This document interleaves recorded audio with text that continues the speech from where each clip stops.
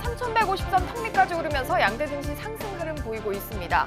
미국 증시는 조 바이든 대통령의 취임 첫날 3대 지수 모두 역대 최고치로 거래를 마쳤습니다.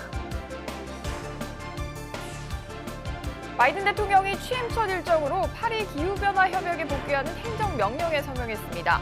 친환경 관련 산업들에는 수혜가 예상되지만 대중국 무역 의존도가 높은 기업의 시름은 벌써부터 커지고 있습니다. 오는 3월 말부터는 무순위 주택 청약 자격이 해당 주택건설 지역의 무주택 성인으로 제한됩니다. 무분별한 줍줍 수요가 줄어들 전망입니다.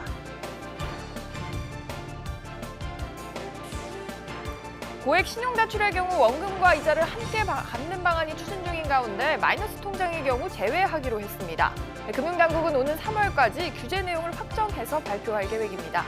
이상 이 시각 주요 뉴스입니다.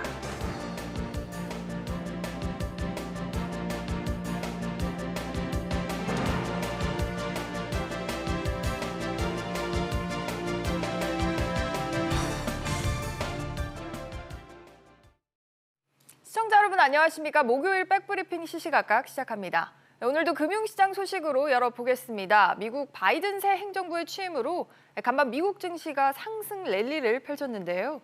이 여파로 우리 증시에도 훈풍이 불어오는 모습입니다. 취재기자 연결해서 들어보겠습니다. 전서인 기자. 네, 전서인입니다. 지금 장 움직임 어떻습니까? 네, 강보합세로 출발한 코스피는 현재도 상승세 유지하며 3,130선에서 움직이고 있습니다. 오전 11시 15분 기준 0.71% 오른 3,136.62에 거래 중입니다.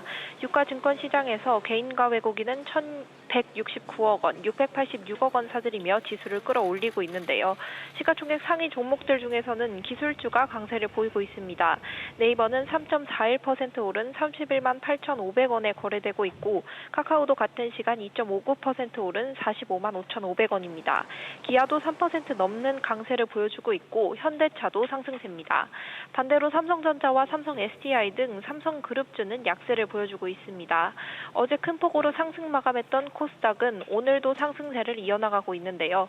0.32% 오른 980.80에 거래 중입니다. 서울 외환시장에서 원달러 환율은 45전 내린 1,099원 85전에서 움직이고 있습니다. 네, 미국에서는 우리 시간으로 오늘 새벽에 조 바이든 대통령이 46대 대통령으로 공식 취임을 했습니다. 말 그대로 바이든 랠리가 또 미국 시장에서도 펼쳐졌어요. 네, 3대 지수 모두 종가와 장중가 역대 최고치를 찍었습니다. 다우지수는 0.83%, S&P 500 지수는 1.39% 뛰었고 나스닥 지수는 1.97% 상승하며 장을 마쳤습니다. 새 행정부가 들어서며 본격적으로 대규모 부양책이 집행에 들어가고 코로나19 백신 보급에도 속도가 붙을 것이란 기대감이 반영됐습니다. 유럽 주요 증시도 바이든 대통령의 취임을 주시하며 랠리를 이어갔습니다. 독일 닥스 지수는 0.77%, 프랑스 깍크 지수는 0.53% 오른 채 마감했습니다. SBS 비즈 전서인입니다. 네, 들으신 것처럼 조 바이든 제36대 미국 대통령이 오늘 공식적으로 취임했습니다. 바이든 대통령은 분열된 미국을 재건하기 위해서는 단합이 절실하다라고 거듭 호소했습니다. 류정훈 기자가 전해드립니다. 우리 시간으로 오늘 새벽 2시 취임 선서와 함께 제46대 조 바이든 대통령의 공식 임기가 시작됐습니다. 바이든 대통령은 취임 연설에서 분열된 미국을 치유하기 위해 단합이 필요하다고 호소했습니다. We face an attack on our democracy and on truth, a raging virus, growing inequity, the sting of systemic racism, a climate in crisis. In each of these moments, enough of us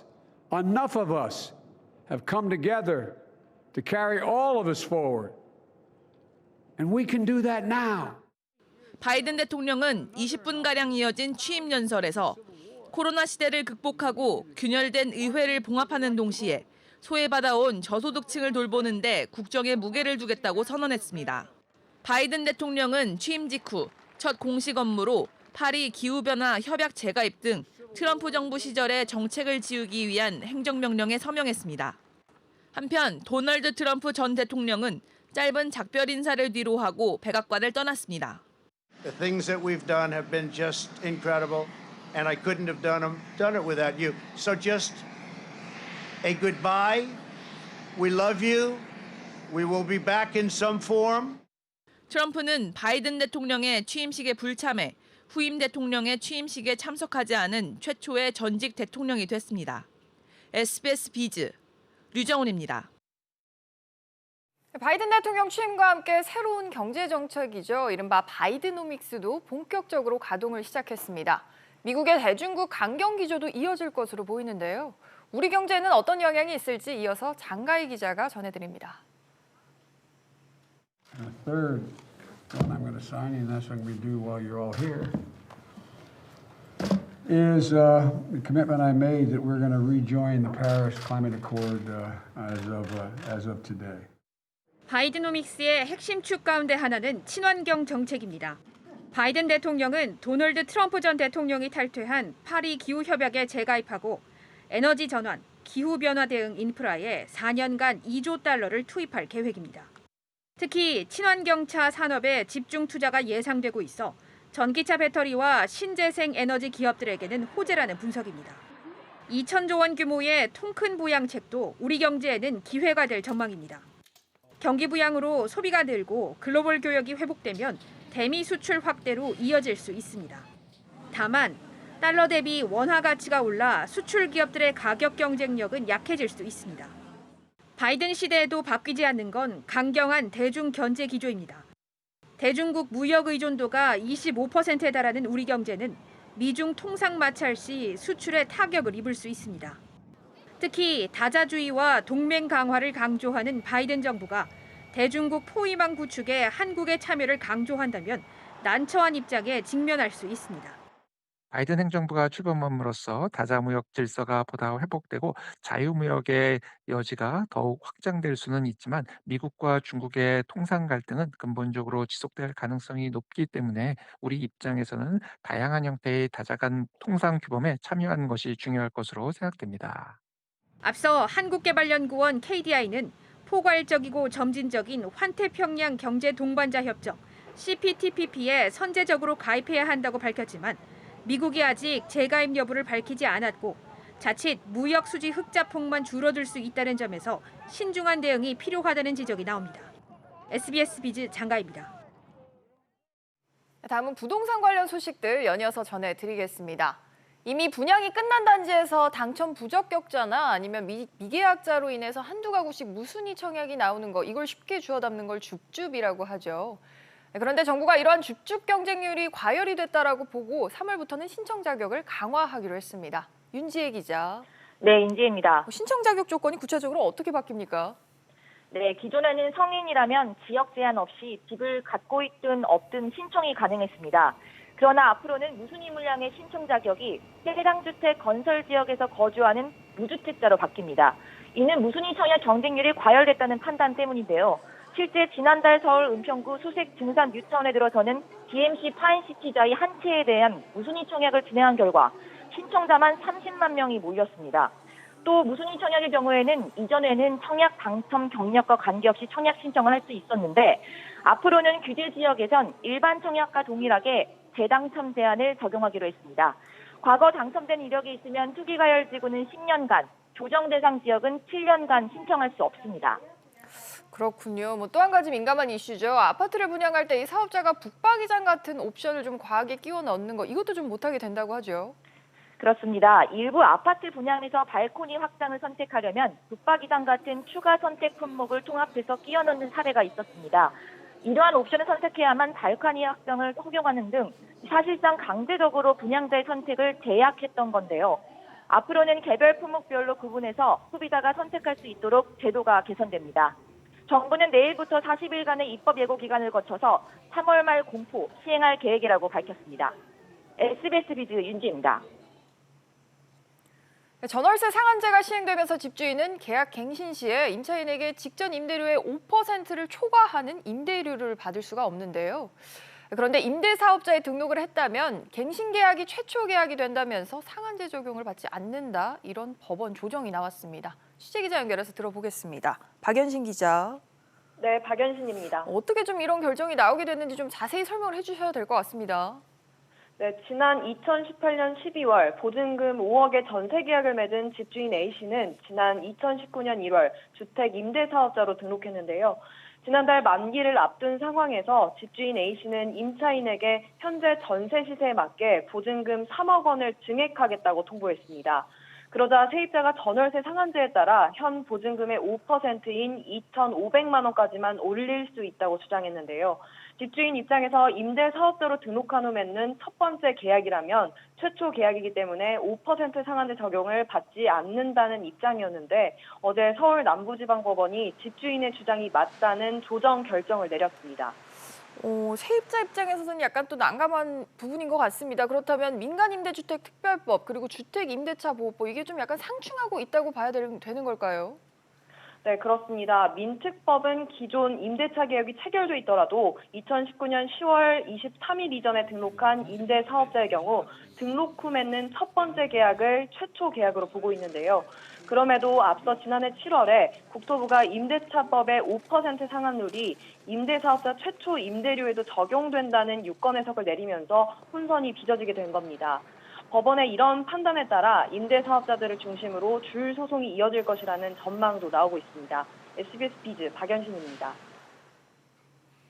아직 대상이나 규모가 확실히 정해지지는 않았지만 고액 신용대출의 경우에는 원금과 이자를 함께 갚는 방안이 추진이 되는데요. 그런데 마이너스 통장을 만들어서 신용대출을 받은 경우에는 이 방안을 적용하지 않기로 했습니다. 권준수 기자. 네, 권준수입니다. 그러니까 마이너스 통장 같은 경우에는 원리금 상황에서 제외가 된다 이런 얘기인 겁니까? 네, 마이너스 통장은 한도를 정해놓고 필요할 때 쓰는 방식이다 보니 돈을 나눠 갚기 어렵기 때문입니다. 이 앞서 얘기하신 대로 아직 분할 상환이 적용되는 구체적인 기준은 나오지 않았습니다. 이 연소득 8천만 원이 넘는 고소득자가 신용대출을 1억 원 넘게 받으면 총부채 원리금 상환 비율 40% 규제에 걸리기 때문에 1억 원이 기준이 될 것이라는 전망도 나옵니다. 한편 금융당국은 개인별 상황에 맞는 기준을 정해 오는 3월까지 규제 내용을 확정 발표한다는 계획입니다. 네, 3월에 이거를 또 자세히 봐야겠군요. 이 방안이 나오면 적용은 바로 되나요? 아닙니다. 이 금융당국은 기존 신용대출의 경우 분할 상환을 소급 적용하지 않기로 했습니다. 금융당국은 신용대출 분할 상환을 처음 도입하는 만큼 유예 기간을 주는 등 단계적 적용을 고려 중인데요. 이 대출을 받은 전체 금액 중 일부만 나눠 갚도록 하는 방안도 논의 중에 있습니다. 예를 들어 1억 원을 빌리면 30%인 3천만 원을 대출 기간 동안 나눠서 갚도록 하고 나머지 7천만 원은 만기에 한꺼번에 갚는 방식입니다. 구체적인 방안은 3월에 발표가 될 예정이지만 금융당국은 코로나 상황을 고려해 당장 4월부터 적용하지는 않는다는 입장입니다. SBS 비즈 권준수입니다. 다음 소식입니다. LG전자가 적자 상태인 스마트폰 사업을 전면 재검토하겠다라는 입장을 밝혔죠. 모든 가능성을 열어두겠다는 말에 시장에서는 사업부 축소부터 분할 매각까지 다양한 시나리오들이 제기되고 있습니다. 이 내용도 취재기자 연결해서 들어보겠습니다. 신윤철 기자. 네, 신윤철입니다. 사실 시장에서는 그동안 LG전자가 스마트폰 사업에서 철수를 할 거다 이런 전망 좀 꾸준히 나왔어요. 그렇습니다. 오랜 기간 적자가 누적되어 왔기 때문인데요. 스마트폰을 담당하는 MC사업부는 사내에서조차 애물단지라는 비판을 받을 만큼 성적이 좋지 않았습니다. MC사업본부는 지난 2015년부터 23분기 연속 영업 적자에 누전 영업 손실도 5조 원대 규모입니다. 절치부심의 시장에 선보인 플래그십 제품들이 하나같이 부진한 성적을 내면서 최근에는 글로벌 시장 점유율도 1에서 2%까지 줄었을 만큼 입지가 좁아진 상태입니다. 그렇군요. 이번이 LG전자가 선택할 선택지를 놓고도 지금 다양한 가능성이 제기가 되는 상황이죠. 네, 모든 가능성을 열어두겠다고 한 만큼 사업부 전체를 매각할 가능성도 있다는 게 전문가들의 관측인데요. 다만 사업부의 덩치가 너무 크고 LG전자 입장에서도 개발력 저하라는 불안 요소가 있어 통매각은 가능성이 낮다는 게 지배적인 시각입니다. 따라서 사업부를 축소해 타 사업본부와 합병하거나 연구개발 부문은 남겨두고 해외 공장 등 생산 부문만 매각하는 것이 유력한 방안으로 거론되고 있습니다. SBS 비즈 신윤철입니다. 국세청이 대한항공에 대한 특별 세무조사에 착수를 했습니다. 갑작스럽게 조사에 나선 배경은 뭘까요? 취재기자 연결해서 들어보겠습니다. 김정현 기자. 네, 김정현입니다. 우선 언제 시작이 됐습니까? 네, 서울지방국세청 조사사국은 어제 서울 강서구 대한항공 본사에 조사관을 투입했는데요. 내부 문서와 회계장부 등을 입수하고 대면 조사를 시작했습니다. 어제 현장 조사는 우선 마무리됐고요. 확보된 자료를 분석하는 등 서류 조사는 아직까지 진행 중인 것으로 전해졌습니다. 워낙 은밀하게 진행되는 조사이긴 하겠습니다만 조사 배경이라고 하면 뭘로 추정이 될까요? 네, 아직 공식적으로 드러난 바는 없는데요. 우선 일반적으로 대기업에 대한 정기 세무조사 주기가 5년이고 또 대한항공의 마지막 정기 세무조사가 2017년이었다는 점을 보아서 정기 세무조사는 아닙니다. 업계에는 지난 2019년 발생한 고 조양호 전 한진그룹 회장의 상속세 신고 내역과 관련해 탈루를 의심할 만한 부분이 확인된 데 따른 것으로 알려져 있습니다. 앞서 조원태 회장 등 한진그룹 총수 일가는 2019년 조 전 회장의 한진칼 지분을 상속받고 국세청에 2,700억 원가량의 상속세를 신고했습니다. 한편 조원태 회장은 지난해 한진칼 지분을 담보로 약 400억 원을 대출받아 이 중 일부를 상속세 납부에 쓴 것으로 알려졌습니다. SBS 비즈 김정현입니다. 정의선 현대자동차그룹 회장이 오늘로 취임 100일을 맞았습니다. 취임 이후 미래 사업에 대한 공격적인 투자를 진행하고 그룹 체질 개선에 나서는 등 바쁜 일정을 소화하고 있습니다. 취재기자 연결해서 들어보죠. 조슬기 기자. 네, 조슬기입니다. 돌아보면 그야말로 숨가쁜 100일이었죠. 네, 정 회장은 현대차그룹을 단순 제조기업에서 이 미래 모빌리티 기업으로 변신시키는 데 주력했습니다. 코로나19로 위축된 경제 상황에서 이례적으로 성장세를 보이며 존재감을 확실히 각인시켰는데요. 전기차와 자율주행, 로봇 등 신사업 분야에서 눈에 띄는 성과를 보였습니다. 현대차 아이오닉5를 시작으로 차세대 전기차 전용 플랫폼을 탑재한 전기차 출시를 잇따라 예고하며 전기차 시장 공략에 박차를 가했고요. 또 자율주행 차량 개발 상용화를 위해 미국의 합작사를 설립하고 수소 연료 전지를 신성장 동력으로 삼아 H2 브랜드를 론칭하는 등 미래 먹거리 발굴에도 힘을 쏟았습니다. 아울러 약 1조 원을 투자해 미국의 로봇 업체 보스턴 다이내믹스를 인수하는 등 미래 경쟁력도 한 단계 끌어올렸다는 평가입니다. 네, 실제로 좀 종횡무진을 한 것 같습니다. 다음 주 초에는 새해 첫 해외 사업 점검 계획도 있더라고요. 네, 다음 주 초쯤 이 싱가포르를 찾는 방안을 검토하고 있는 것으로 알려졌습니다. 지난해 착공한 싱가포르 글로벌 혁신센터 진행 상황을 살펴보기 위한 행보로 보이는데요. 이곳은 현대차그룹이 새로운 모빌리티 패러다임을 제시하기 위해 자동차 주문부터 생산, 시승과 인도, 그리고 구매 후 서비스에 이르기까지 고객 자동차 생애주기 가치사슬 전반을 연구하는 혁신 기지입니다. 아울러 그룹 차원에서 공을 들이고 있는 이 동남아 시장과도 접해 있어 관련 시장 진출 상황 등도 챙길지 관심입니다. SBS 비즈 조슬기입니다. 네, 오는 3월 주주총회를 앞두고 주식회사 한진이 경영권 분쟁에 휘말렸습니다. 2대 주주인 한 사모펀드 운용사가 이사진 선임 등을 요구하는 주주 제안을 보내면서 주총에서 표대결에 나설 뜻을 밝혔기 때문인데요. 어떤 내막이 있는지 취재기자 연결해서 들어보겠습니다. 박규준 기자. 네, 박규준입니다. 우선 주체부터 좀 알아봐야겠죠. 주주 제안서를 보낸 2대 주주는 어디입니까? 네, 한진의 2대 주주인 이 HYK 파트너스라는 이 사모펀드 운용사가 최근 한진 측에 주주 제안서를 보낸 건데요. 어제 홈페이지에 공개된 주주 제안서를 보면 이 HYK는 이 사회이사 선임, 또 기타 비상무이사 선임, 주당 1,000원의 현금 배당과 이 중간 배당 도입까지 한진 측에 요구했습니다. 그러면서 사회이사 2명, 또 기타 비상무이사 1명을 추천했습니다. 전해준 내용처럼 이사 자리에 배당까지 요구했다면 그야말로 경영에 관여하겠다 이런 의도로도 풀이가 되는데요. 주주 제안의 배경이라고 하면 어떻게 봐야겠습니까? 네, 2대 주주의 HYK는 이 소액주주 권익을 보호하고 재벌 일가의 폐쇄적인 경영에 대한 감독을 위해서 주주 제안을 했다 이렇게 설명했는데요. 특히 지난달 이 조현민 전무의 부사장 승진을 지목하면서 이 한진그룹의 오너 일가가 경영에 참여하면서 보여왔던 일탈이 더 이상 발생하면 안 된다고 지적했습니다. 네, 그렇군요. 그럼 현실적으로 이런 안건들이 주총에서 통과될 가능성은 있겠습니까? 네, HYK가 갖고 있는 지분 9.79%가 이 최대 주주인 모기업이 한진칼과의 지분 차이가 크기 때문에 주총 통과는 쉽지는 않습니다. 현재 한진칼 그리고 조원태 한진그룹 회장 등 특수관계인 지분을 모두 합치면 27.44%가 되는데요. 다만 이 개정된 상법의 3% 룰을 적용하면 의결권 행사 가능 주식수가 줄어들 수 있다는 점은 변수가 될 수 있습니다. SBS 비즈 박규준입니다. 다음 소식입니다. 종근당 건강과 한국인삼공사 정관장이 어린이 건강식품 브랜드의 상표권을 놓고 벌써 3년이 넘게 대립하고 있습니다. 양사가 제기한 소송만 10건이 넘고 소송마다 승소와 패소가 엇갈리고 있어서 분쟁이 쉽사리 끝날 기미가 보이지 않고 있는 상황이라고 합니다. 김기송 기자. 네, 김기송입니다. 벌써 좀 해묵은 이슈라고 하는데요. 상표권 분쟁 언제 처음 시작이 됐습니까?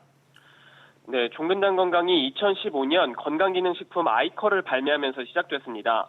KGC 인삼공사는 종근당 건강에서 출원한 아이커 상표 3건이 자사제품 아이키커와 비슷하다면서 지난 2018년 상표 등록 무효 소송을 제기했습니다.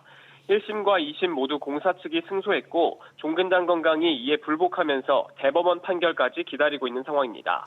대법원 판결은 빠르면 이번 주 중에 나올 것으로 보입니다. 그 결과도 봐야 될 것 같네요. 그런데 질 수 없다. 종근당 건강도 맞소송을 했다고요? 네, 종근당 건강은 인삼공사 정관장의 아이키커 뉴튼 등에 대해서 2019년 12월 총 6건의 상표 등록 취소 소송을 냈는데 승소했습니다. 종근당은 정관장이 아이키커 뉴튼이라는 상표를 캔디, 홍삼 젤리 과자, 차 등에 대해 3년 동안 사용하지 않아서 등록이 취소돼야 한다고 주장했습니다. 여기에 올해 1월 특허 심판원에서도 2004년 등록한 아이커 상표가 유효하다는 판결을 받아냈는데요. 한국인삼공사의 아이키커는 종근당의 아이커보다 7년이나 늦은 2011년에야 상표권을 등록했기 때문에 오히려 인삼공사가 상표를 침해했다는 게 특허 심판원의 판단입니다. 인삼공사도 이에 대해 불복하고 있어서 양사는 모든 판결에 대해 대법원까지 끌고 가는 긴 싸움을 할 것으로 보입니다. SBS 비즈 김기송입니다. 이번 달 1일부터 20일까지 수출 금액이 1년 전보다 10% 넘게 증가하면서 수출 개선 흐름이 계속되고 있습니다. 관세청은 이번 달 1일부터 20일까지 수출액이 282억 달러로 지난해 같은 기간과 비교해 10.6% 증가했다고 밝혔습니다. 반도체와 승용차, 또 무선통신기기 등의 수출액이 두 자릿수 증가율을 보였고 석유 제품과 컴퓨터 주변기기 등은 감소한 것으로 집계됐습니다. 르노 삼성자동차가 8년 만에 처음으로 희망퇴직 대상을 모든 직원으로 확대하는 등 비상경영 체제에 들어갔습니다. 르노 삼성은 고정비 절감과 수익성 개선을 위해서 서바이벌 플랜을 시행하고 입사 3년 차 이상 모든 임직원을 대상으로 희망퇴직을 받는다라고 오늘 밝혔습니다. 르노 삼성은 지난해 내수와 수출을 더한 전체 판매 대수와 생산 물량이 모두 16년 만에 최저치를 기록했다면서 이번 고강도 자구안의 시행 배경을 밝혔습니다. LG전자가 오늘 서울 청담동의 초프리미엄 빌트인 전시관인 시그니처 키친 스위트의 문을 열었다라고 밝혔습니다. 지난 2017년 개관한 노년 쇼룸에 이어서 국내 두 번째입니다. 홈 인테리어와 예술에 관심이 많은 고객을 대상으로 가정과 가구가 조화를 이루는 공간을 체험하고 또 공간별 구성 제품을 패키지로 구입할 수 있도록 했습니다. 현대자동차가 오늘부터 전기차 초고속 충전 설비를 갖춘 현대 EV 스테이션 강동을 구축하고 본격적인 운영에 들어갑니다. 현대차는 현대 EV 스테이션 강동이 자체 개발한 전기차 초고속 충전 설비가 모두 8기 설치돼서 국내 최대 규모의 초고속 충전 인프라라고 설명했습니다. 현대차그룹은 올해 고속도로 휴게소 12곳과 전국 주요 도심 8곳에 모두 120기의 초고속 충전기를 추가로 설치할 계획입니다.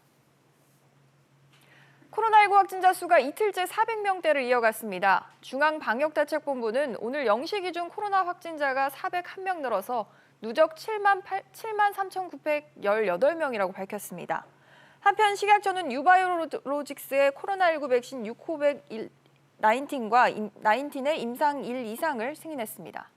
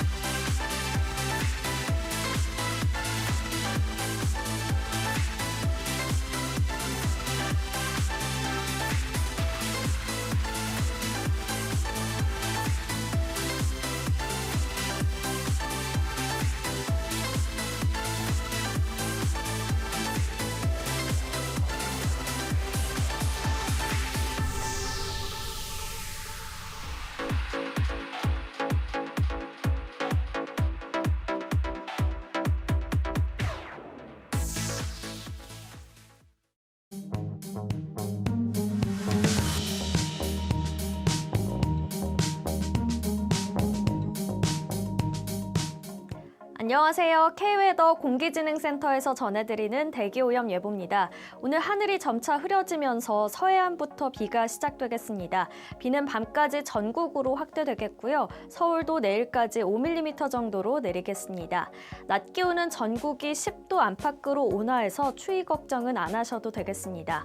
오늘 공기질도 깨끗하겠습니다. 서해상에서 동진하는 기압골의 영향을 받으면서 전국에 비가 내리겠고요. 이 비가 대기 중에 먼지를 씻겨주겠는데요. WHO와 환경부에 따르면 오늘 전국의 미세먼지 농도는 보통 단계로 공기가 깨끗하겠습니다. 모레 토요일까지는 대기 상태가 깨끗하겠지만 일요일부터 다음 주 화요일까지 먼지 농도가 높게 치솟겠습니다. 호흡기 약하신 분들은 참고하시기 바랍니다. 지금까지 대기오염 예보였습니다.